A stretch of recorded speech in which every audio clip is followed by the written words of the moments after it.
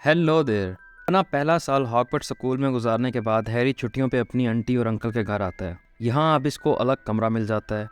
आज हैरी के अंकल की एक बहुत इंपॉर्टेंट डील है जिसके मेहमानों ने आना है। वो हैरी को वार्न करता है कि कोई शोर न मचाए और अपने कमरे में रहे, मगर हैरी के रूम में एक जादू का गुलाम एल्फ डोबी आ जाता है। वो हैरी को बोलता है कि वो जादूगर फैमिली का गुलाम है, वो इस साल स्कूल ना जाए, उसको ख़तरा है। हैरी के इनकार करने पर वो हैरी के अंकल के मेहमान के सर पे केक गिरा देता है।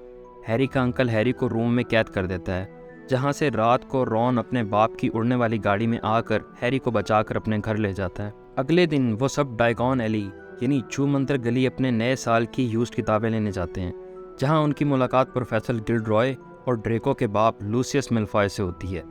मेलफॉय हैरी और रॉन की फैमिली का मजाक उड़ाता है और चुपके से एक किताब रॉन की बहन जिनी की बाल्टी में डाल देता है। स्कूल जाने के लिए हैरी और रॉन 9 और 10 प्लेटफॉर्म की दीवार से गुजर नहीं पाते। वो रॉन के फादर की उड़ने वाली कार सब मगल के सामने उड़ाकर किसी तरह हॉगवर्ट्स स्कूल पहुंचते हैं, जहां कार में रॉन से उसकी जादू की छड़ी टूट जाती है। ग्रिफिंडोर हाउस की हेड प्रोफेसर मैगोनिगल रॉन और हैरी को डिटेंशन की सज़ा देती है, क्योंकि उन्होंने सबके सामने गाड़ी उड़ाई होती है। इस जगह हैरी को फिल्च बिल्ली वाले का लेटर मिलता है, जो क्विक स्पेल वालों का होता है। फ्लिच एक ऐसा आदमी है जो जादूगर माँ बाप के घर पैदा हुआ है, मगर जादू नहीं कर सकता। उसमें जादू करने की स्किल नहीं है। उसके लिए वो क्विक स्पेल नाम के एक इदारे की मदद लेता है, जो उन लोगों की मदद करता है जो जादूगर हो के भी जादू ना कर सकते हो। ऐसे लोगों को स्क्विब कहते हैं। फ्लिच भी एक स्क्विब है। ऐसे लोग हॉगवर्ट्स स्कूल के स्टूडेंट नहीं बन सकते, इसलिए फ्लिच भी स्टूडेंट नहीं है, बल्कि वह स्कूल के छोटे काम करता है। अगले दिन मैडम बम्फ्री की पौधों वाली क्लास में सब मैंड्रिक नाम के पौधे की जड़ को काबू करना सीखते हैं, जो चीख कर बंदे को मार सकती है। स्लिदरन हाउस क्विडिच गेम के लिए अपना नया सीकर यानी सुनहरी गेंद पकड़ने वाला सिलेक्ट करती है, जो ड्रेको मेलफॉय होता है। वो हरमाइनी को मड ब्लड की गाली देता है। मड ब्लड ऐसा जादूगर होता है जिसके माँ बाप मगल हों, जादूगर ना हो। ये सुन के रॉन ड्रेको पे मंत्र पढ़ता है, मगर अपनी टूटी जादू की छड़ी की वजह से वो मंत्र उल्टा रॉन पे हो जाता है। हैरी को स्कूल की दीवार से आवाज़ें आती हैं। वो आवाज़ों के पीछे जाता है तो उसको एक दीवार पर फिल्च की बिल्ली मिसेस नॉरिस लटकती नजर आती है। सब वहाँ आ जाते हैं। दीवार पर लिखा होता है कि चैम्बर ऑफ सीक्रेट ओपन हो गया है, वारिस के दुश्मन खबरदार हो जाएं। अगले दिन प्रोफेसर मैगोनिगल की क्लास में हरमाइनी के पूछने पर प्रोफेसर मैगोनिगल बताती है कि 1000 साल पहले 4 बहुत बड़े जादूगरों ने जब स्कूल बनाया था, तो उनमें से एक जादूगर स्लिदरन चाहता था कि स्कूल में सिर्फ प्योर ब्लड हो, ऐसे स्टूडेंट जो सिर्फ जादूगर माँ बाप के बच्चे हैं, ताकि जादू की स्किल्स मगल्स में ना जा सकें। मगर बाकी 3 जादूगर उसकी बात नहीं मानते। जादूगर स्लिदरिन स्कूल छोड़कर चला जाता है, मगर जाने से पहले वो स्कूल में एक खुफिया चैम्बर बनाकर उसको बंद कर देता है, और ये चैम्बर सिर्फ उसका वारिस ही ओपन कर सकता है। इस चैम्बर में एक खतरनाक मॉन्स्टर बला है, जो चैम्बर ओपन होने पे सब मड ब्लड ऐसे लोग जिनके माँ बाप मगल्स हैं उनको मार देगा। अगले दिन क्विडिच की गेम में हैरी के पीछे उड़ने वाली गेंद लग जाती है, जो उसको नुकसान पहुंचाना चाहती है। ड्रेको और हैरी सुनहरी गेंद पकड़ने का मुकाबला करते हैं, मगर हैरी सुनहरी गेंद पकड़कर गेम जीत जाता है। गेम में चोट लगने की वजह से हैरी हॉस्पिटल में होता है, जहां डोबी आकर उसको बताता है कि 9 और 10 प्लेटफॉर्म का दरवाज़ा उसने बंद किया था, और क्विडिच गेम की गेंद पे भी उसने जादू किया था ताकि हैरी स्कूल से चला जाए। हैरी को खतरा है। वो चाहता है कि हैरी को कोई नुकसान ना हो। हॉस्पिटल में डंबलडोर और मैगोनिगल कैमरे वाला बच्चा बेहोशी की हालत में लेके आते हैं, जिस पर चैम्बर वाले मॉन्स्टर का हमला होता है, मगर वो सिर्फ बेहोश होता है। डंबलडोर कहता है कि चैम्बर ओपन हो गया है, अब ये स्कूल महफूज नहीं रहा। ड्रेको और हैरी के दरमियान एक मुकाबले में हैरी सबके सामने सांप से बात करता है। बाद में रॉन और हरमाइनी हैरी को बताते हैं कि वो पार्सल माउथ है, यानी सांप की ज़बान में बोल सकता है, और ये कोई आम बात नहीं है, बहुत ही कम लोग ऐसा कर सकते हैं। हैरी कहता है कि उसको नहीं पता, वो तो बस ऐसे ही बोल रहा था जैसे बोलते हैं। वो उसको बताते हैं कि वो अलग ज़ुबान बोल रहा था जो सिर्फ सांप समझ सकते हैं, और ये अच्छी बात नहीं, क्योंकि महाजादूगर स्लिदरन भी सांप की ज़ुबान बोलता था। अब सब समझेंगे तुम उसके वारिस हो जिसने चैम्बर ओपन किया है। अगले दिन सांप की आवाज़ सुनकर हैरी फिर ऐसी जगह पहुंचता है जहां एक स्टूडेंट हमले की वजह से बेहोश होता है। सब हैरी पे शक करने लगते हैं। जिन लोगों पर यह हमला होता है उनको मैडम बम्फ्री के जड़ वाले पौधे का जूस पिलाकर ठीक किया जा सकता है। हरमाइनी एक चीज़ बनाती है जिसको पीकर रॉन और हैरी ड्रेको के दोस्तों की शक्ल में तब्दील हो जाते हैं और वो ड्रेको के पास जाते हैं, जहां ड्रेको उनको बताता है कि उसके बाप ने उसको बताया है कि 50 साल पहले चैम्बर ओपन हुआ था और एक मड ब्लड मर गया था। ये किसने ओपन किया था ये मेरे बाप ने नहीं बताया। मैं चाहता हूँ इस दफ़ा मड ब्लड हरमाइनी मर जाए। हैरी और रॉन वॉशरूम आते हैं जहाँ हरमाइनी ने वो चीज़ बनाई होती है। वो वॉशरूम रोने वाली मार्टेल का होता है। वहाँ उनको एक डायरी मिलती है जो टॉम मार्वोलो रिडल की होती है।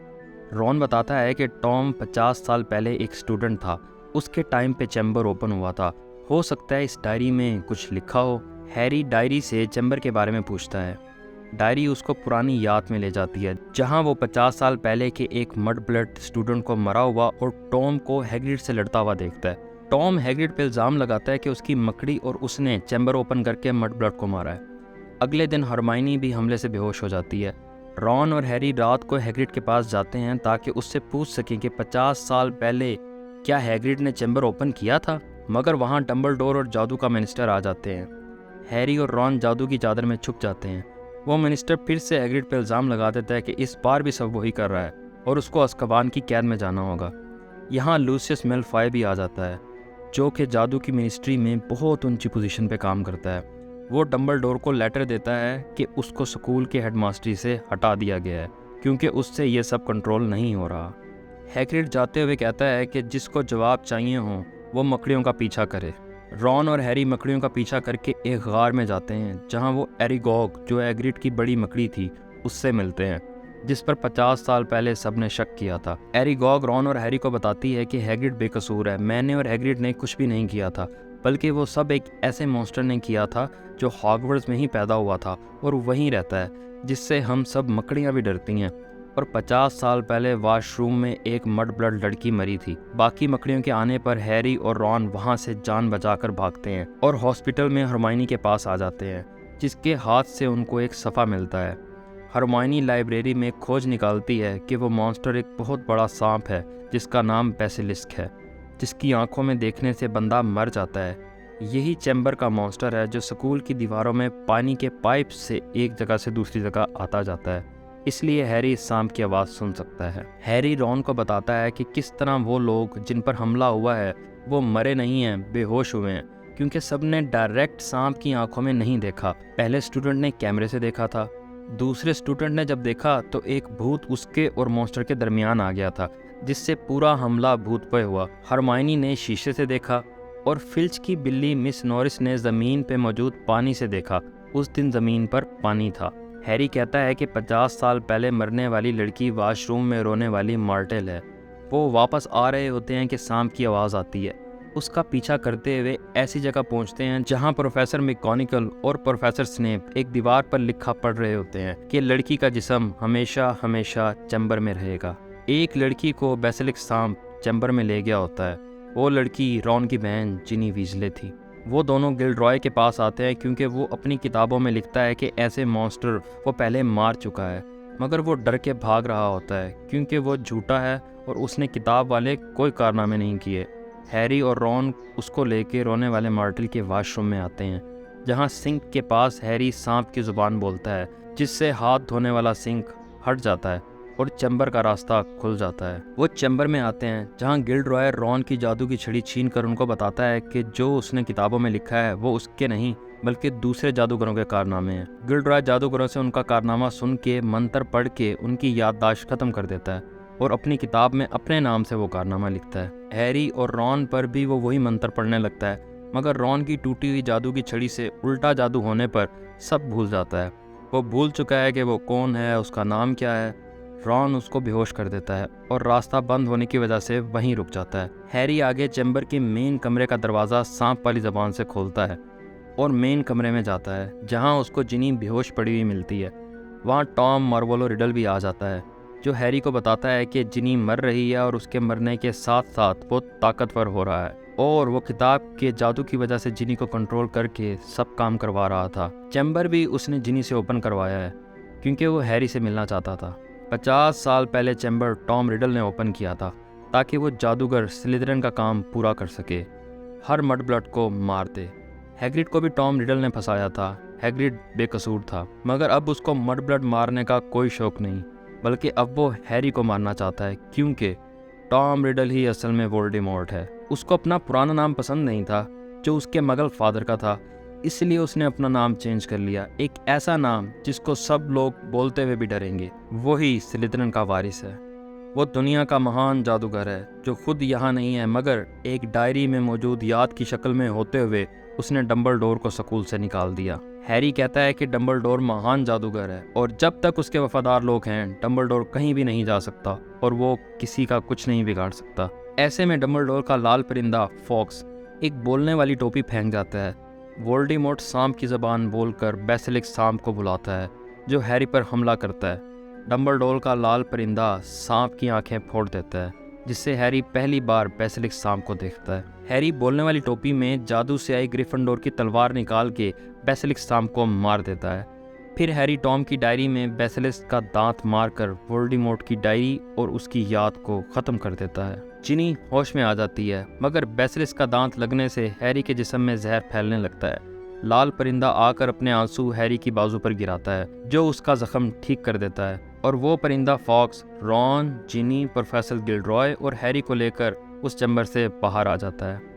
अपने दफ्तर में डंबलडोर हैरी को बताता है कि तुम्हारी मेरे साथ सच्ची वफादारी की वजह से लाल परिंदा फॉक्स तुम्हारी मदद करने आया था। हैरी डंबलडोर से पूछता है कि वोल्डेमॉर्ट और उसमें कुछ बातें एक जैसी हैं, जैसे सांप से बोलना। डंबलडोर कहता है कि जिस रात वोल्डेमॉर्ट ने हैरी को मारने की कोशिश की थी, उस रात वोल्डेमॉर्ट की कुछ ताकतें हैरी में शिफ्ट हो गई थी और ये वोल्डेमॉर्ट की मर्जी के खिलाफ खुद से हुआ था। और तुम वोल्डेमॉर्ट से डिफरेंट हो, क्योंकि जब बोलने वाली टोपी तुम्हें स्लिदरन हाउस में भेज रही थी तुमने इनकार किया था। हमारी चॉइसेस हमें दूसरों से डिफरेंट बनाती हैं, चाहे हमारे अंदर कुछ खराबियां भी हों, इसलिए तुम वोल्डेमॉर्ट जैसे नहीं हो। और अगर तुम्हें शक है कि तुम ग्रिफिंडोर हाउस में क्यों हो, तो सिर्फ एक सच्चा ग्रिफिंडोर ही टोपी में से ग्रिफिंडोर की तलवार निकाल सकता है। लूसियस मैल्फॉय वहां आ जाता है। डंबलडोर उसको बताता है कि जब गवर्नर को पता चला कि एक बच्चा चैम्बर में चला गया है तो उन्होंने मुझे वापस बुला लिया, और उनको तुम्हारी तरफ से धमकी भी मिली थी कि डंबलडोर को हटा दो, नहीं तो उनको नुकसान पहुंचेगा। डंबलडोर उसको बताता है कि असल मुजरिम वोल्डेमॉर्ट था। इस दफ़ा उसने अपनी डायरी के जरिए ये सब करने की कोशिश की थी, और आइंदा एहतियात करना कि वोल्डेमॉर्ट की कोई पुरानी चीज़ स्कूल में ना आए। हैरी जाते हुए ड्रेको के बाप लूसियस मैल्फॉय को वोल्डेमॉर्ट की डायरी देता है कि ये डायरी तुमने उस दिन चीनी की बाल्टी में डाल दी थी, ये तुम्हारी है। मैल्फॉय डायरी डोबी को दे देता है। हैरी डोबी को डायरी खोलने का कहता है। डोबी डायरी खोलता है तो उसमें हैरी की जुराब होती है। अगर कोई मालिक अपने गुलाम को कोई कपड़ा दे दे तो वो आज़ाद हो जाता है। डोबी को डायरी लूसियस मैल्फॉय ने दी थी तो डोबी आज़ाद हो जाता है। लूसियस मैल्फॉय हैरी को मारने की कोशिश करता है, मगर डोबी उस पर जादू करके उसको भगा देता है। अगले दिन हॉगवर्ट्स के बड़े कमरे में हरमाइनी ठीक होके आ जाती है। डंबलडोर इस सब वाक़ये के बाद स्कूल के एग्ज़ाम कैंसिल कर देता है। हैग्रिड भी अज़्काबान की कैद से वापस आ जाता है, जहां सब उसके आने से खुश हो जाते हैं। ये थी हैरी पॉटर सीरीज़ की दूसरी मूवी हैरी पॉटर और चैम्बर ऑफ सीक्रेट की कहानी। उम्मीद है आपको कहानी अच्छी लगी होगी। नेक्स्ट वीडियो में हम हैरी पॉटर की थर्ड मूवी हैरी पॉटर और अज़्काबान के कैदी की कहानी और उसकी एंडिंग एक्सप्लेनेशन सुनेंगे। उसके लिए हिट सब्सक्राइब एंड बेल ताकि वो वीडियो आप तक पहुंच सके। मिलते हैं नेक्स्ट वीडियो में। सी या।